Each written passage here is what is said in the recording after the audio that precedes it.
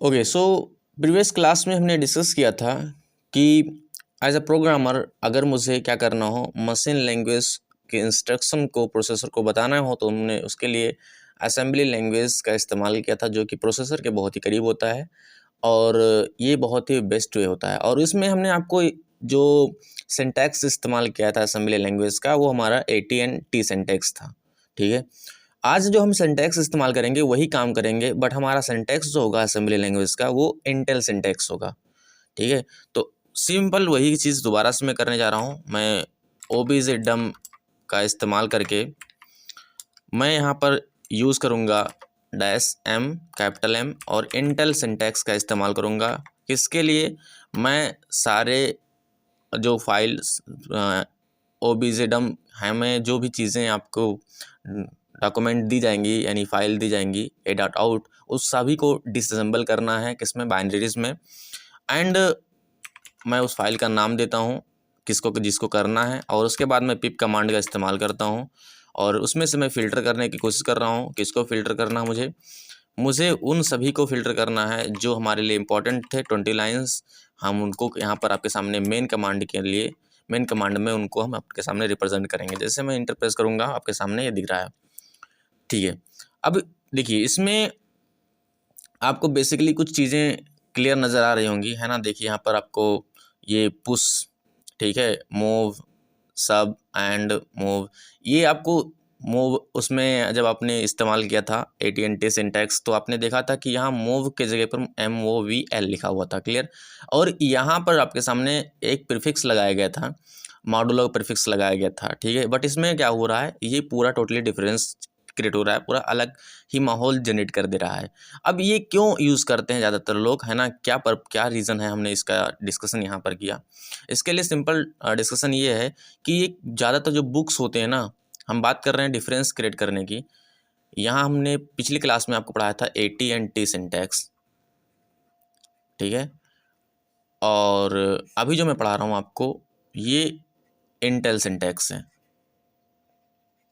ज़्यादातर लोग इसी दो सिंटैक्स पर डिस्कशन करते हैं। आप अपने आप का खुद का, है ना, असेंबली लैंग्वेज का सिंटैक्स जनरेट कर सकते हैं, बट हम यहाँ पर दो ही सिंटैक्स ज़्यादातर लोग प्रोग्रामर्स जो होते हैं वही डिस्कस करते हैं, तो हम इसी पर बात करते हैं। ठीक है, अब देखिए इसमें थोड़ा डिफरेंस क्रिएट करेंगे, और क्यों हमने बताया इसका यूज़ इसलिए करते हैं क्योंकि ईजियर होता है प्रोग्रामर के लिए, रीड करने में आसानी होती है, इसलिए इंटेल सिंटैक्स का इस्तेमाल किया जाता है। ठीक है, अब देखिए जैसे थोड़ा सा डिफरेंस हमने कहा अभी आपको कि अगर डाटा को क्या करना हो, मूव करना हो, है ना, तो उसके लिए अगर हम AT&T सिंटैक्स की बात करेंगे तो उसमें आपको लिखा जाता था कि MOVL, है ना, और उसके बाद मॉडुलो इस्तेमाल किया था EAX, फिर उसके बाद मॉडुलो EBX, क्लियर। बट अगर उसी सिंटैक्स इंटेल की बात करेंगे तो आपको सिंपली लिखना मिलेगा मूव विदाउट एनी प्रीफिक्स, आपको मिलेगा EBX और EAX। क्लियर बात समझ में आ रही है। तो यहाँ पर आपको एक चीज़ समझ में आ रही होगी कि यहाँ पर प्रीफिक्स नहीं लगाया जा रहा है। ठीक है, तो ये डिफरेंस आपको क्लियर नज़र आ रहा है। अब अगर हम इसके ऑपरेंड ऑर्डर की बात करेंगे ना, है ना, किसकी बात करेंगे, ऑपरेंड ऑर्डर। तो ऑपरेंड ऑर्डर में जो होगा, अगर AT&T सिंटैक्स की बात करेंगे तो सोर्स कोड जो होता है इसका पहले आता है, सोर्स कोड